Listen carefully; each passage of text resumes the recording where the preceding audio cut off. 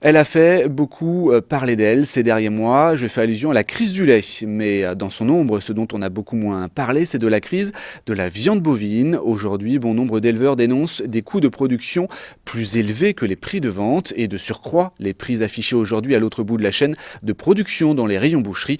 Pour faire le point sur cette situation, je vous propose d'écouter Jean-Marie Letilleux, éleveur choletais, membre du Mouvement national des éleveurs de nos régions. On l'écoute. La crise de la viande bovine date de plusieurs années, mais là on est en train de battre des records dans cette crise, puisque depuis 8 ou 9 mois, on a perdu 1 euro, de 70 centimes à 1 euro suivant les races, en race allaitante.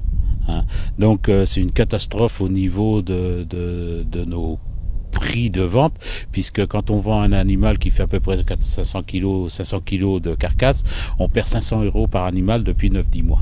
À quoi est due cette baisse? Alors, moi je suis qu'un agriculteur, on me dit que c'est une surproduction, je veux bien l'entendre, et liée à une baisse de consommation.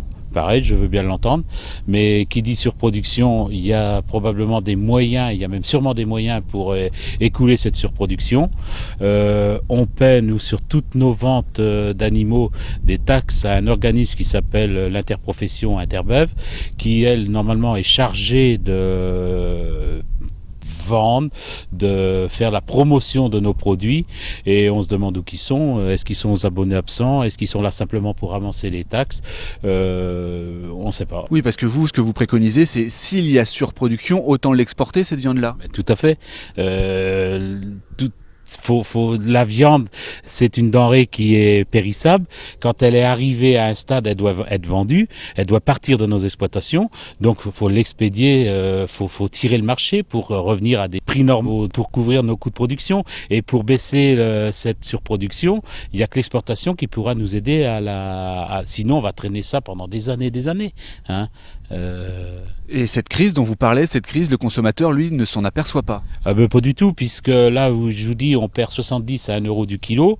Hier, j'ai reçu des publicités, comme tout le monde doit en recevoir, d'un discounter de la région.